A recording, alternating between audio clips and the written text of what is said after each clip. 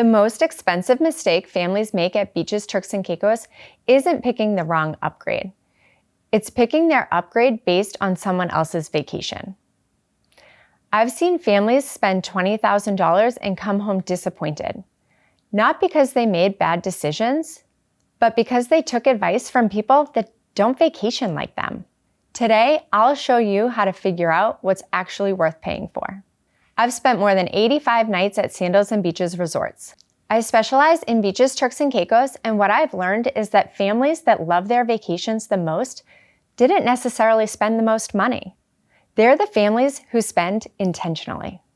Today, I want to show you why the question isn't what's the best upgrade, but what's the best upgrade for my family, because those are two totally different things. Most families start with the wrong questions. They ask, what's the best room? What's the best village? Is Butler Service worth it? Is Ocean View worth it? Is Concierge worth it? And then they head straight to Facebook groups. In fact, I watched one mom do exactly this. She posted in a Beaches Facebook group asking if the French Village was good. Immediately, dozens of people jumped in. We loved the French Village. It was perfect. It saved us money. We'd stay there again. She got exactly what she was looking for: validation. But here's what happened next. As I was looking through the comments, I noticed something interesting. The things that were most important to this family weren't the things they asked about. They wanted a quiet area and to be close to the beach. Those were their top two priorities. But most of the people answering weren't evaluating the French Village through that lens.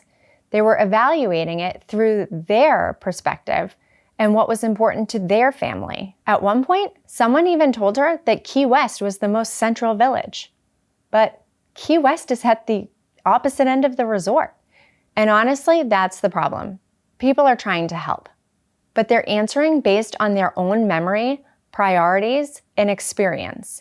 That doesn't automatically make it right for your family. The problem isn't that Facebook is wrong.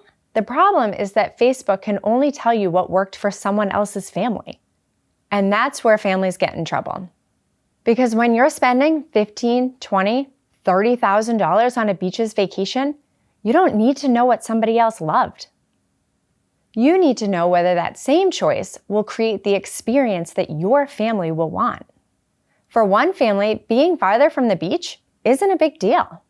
For another family, it's the exact thing that determines whether they love their vacation or whether they regret booking that room.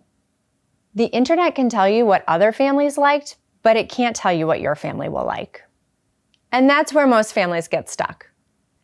But once you stop looking for the best answer, the natural question becomes, how do you figure out what's actually worth paying for?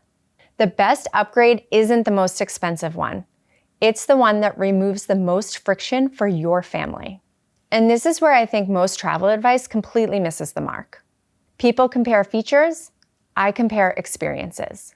For example, let's say you're comparing a newly renovated room on a higher floor or a slightly older room, but it has a walkout. Most reviews focus on the room, the furniture, the number of beds, the decor, the photos. What I care about is how your day feels. Do you have toddlers that will nap in the room? Do you have grandparents that have mobility issues? Are you carrying the beach bag, the stroller, the sand toys, snacks, and water bottles back and forth from the room multiple times a day? Because suddenly that walkout room isn't about the room. It's about convenience. It's about removing friction. It's about making the day easier. It's about not waiting for those elevators. It's about making trips back to the room less of a hassle. That's what creates value, not the name of the room, the problems that it solves. I don't believe luxury is about spending the most money. I think luxury is about spending intentionally. Sometimes the right answer is upgrading. Sometimes the right answer is not upgrading. And sometimes the biggest mistake is not about upgrades at all. It's skipping the one thing that would have changed your entire experience. Because the question isn't just what does it cost? The question is what does it change? Because once you start thinking this way, upgrade decisions become dramatically easier. Because you're no longer asking what's the best room, you're asking what's the best fit for my family. The best beaches upgrade isn't the one Facebook groups recommend. It's the one that solves the biggest friction point for your family. The internet can tell you what other families liked, but it cannot tell you what's best for your family. Luxury at Beaches Turks and Caicos is not about spending the most money. It's about spending well. And in my next video, I'm going to show you the $200 beaches upgrade that I would choose every single time.